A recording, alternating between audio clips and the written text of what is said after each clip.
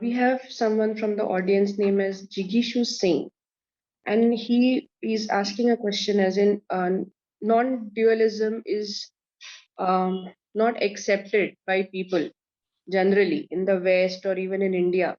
So, what can be done to push people towards the Vedantic thought? You see, we need to revisit the fundamentals. Why is Vedanta or Dharma needed at all? Why can't man do without Dharma? Man needs Dharma because man suffers. When I say man, I mean human being. I'm just being old-fashioned in my usage.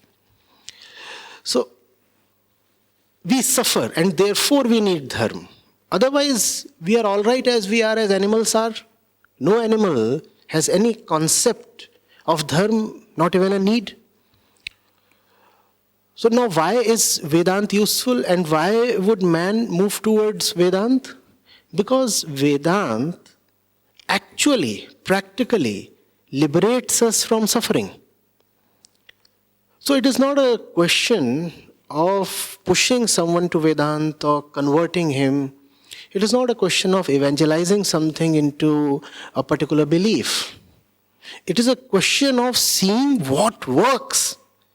I mean, if we are sick, what do we need? We need a medicine that works. And I dare say, Vedanta is the most fundamental medicine that works. We can have derivatives from that fundamental medicine, but we cannot change the fundamental nature of the medicine itself, right? So you may have a group of chemicals, you have a mother medicine, and you can work on that as need be to come up with a newer version, a more updated form, a more contemporary form of medicine. But the fundamental formula cannot change. Vedanta is the medicine to the human condition. And the human condition is of misery. We are misery, Vedanta is medicine. And therefore, we'll have to go to Vedanta. It's not as if Vedanta needs to come to preach and convert. We need to go to Vedanta if we want our welfare. It's just that somebody needs to demonstrate that authentically and credibly. What we need is not a justification on how effective Vedanta is. We do not need to investigate whether Vedanta works. What we need is people who know how it works. There's a difference here. Vedanta need not be put under the scanner. We need to put ourselves under the scanner.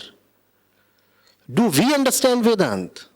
And if we do not understand Vedanta and try to dismiss it, or as you said that people do not want to accept non-dualism, though non-dualism is one interpretation of Vedanta. The most logical, the most accurate, the most complete, and the purest interpretation of Vedanta is Advaita. But there are dualistic interpretations as well. There is Vishishta Advaita, there is Dvaita. Ramanuj and Madhvacharya are given as high a status as Shankaracharya in many parts of the country. So one need not go to Vedanta through the non-dualistic route only. One could take the dualistic route, approach Vedanta, and when you are intimate with the Upanishads, then you realize that their central message is of non-duality. So, there's another question, that is, if a person wants to, many people are asking this question, so I'm just putting all into one.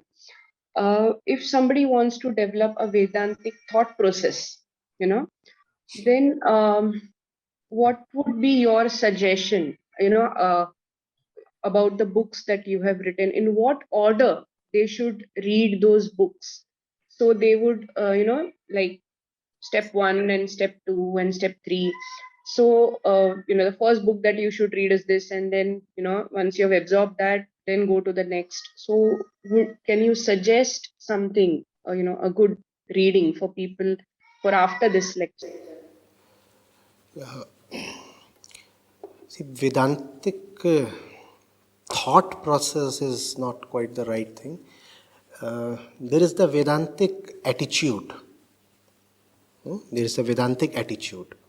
And that attitude is of constant meditativeness. Just as there is nothing like enlightenment in Vedanta, similarly, there is nothing like meditation in Vedanta. It could be surprising to some people, maybe. And these two are the hot words in spirituality. Everybody wants to meditate so that everybody can be enlightened. But in Vedanta, there is neither meditation nor enlightenment. Meditation is taken for granted. A certain meditativeness as your basic attitude is taken for granted. The Upanishads just do not teach any meditation. They say, obviously, if you are suffering, if you are curious, you would have a certain attention towards truth, and that is meditativeness. And that you need to continuously have. And that is the Vedantic thought process, in your words, though that's not a thought process, that's a certain attitude. That's a way of being. What kind of way of being? Not ritual based, not belief based, not based in anything, but floating really, floating. Floating to be free to inquire. I want to know, I want to know, I want to know. And I accept that I do not know, but I'm knowing. Vedanta does not get fixated even to I do not know. Obviously, saying I know is a thing of great arrogance. Even saying I do not know is a thing of somewhat of a problem, because if you say I do not know, then you have settled down somewhere.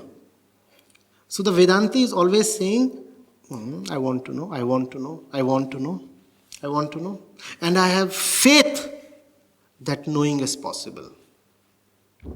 I have faith that, not belief, but I have faith that knowing is possible. A very unreasonable faith. Knowing is possible. So I keep inquiring. Beyond meditation and enlightenment, there is also nothing called love in Vedanta. Because Vedanta takes love for granted.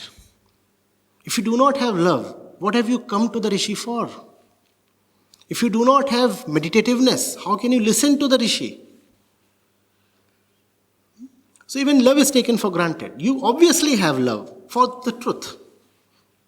You want nothing more than the truth. So you have come to the Rishi and you are sitting in front of the Rishi and there is this entire discussion. Like the thing between Krishna and Arjuna as well. The Gita too is considered an Upanishad. There is that love. Though in those 18 chapters, neither Arjuna nor Krishna ever say I love you. But that is the underlying unsaid theme. Because they love each other, that's why they are conversating.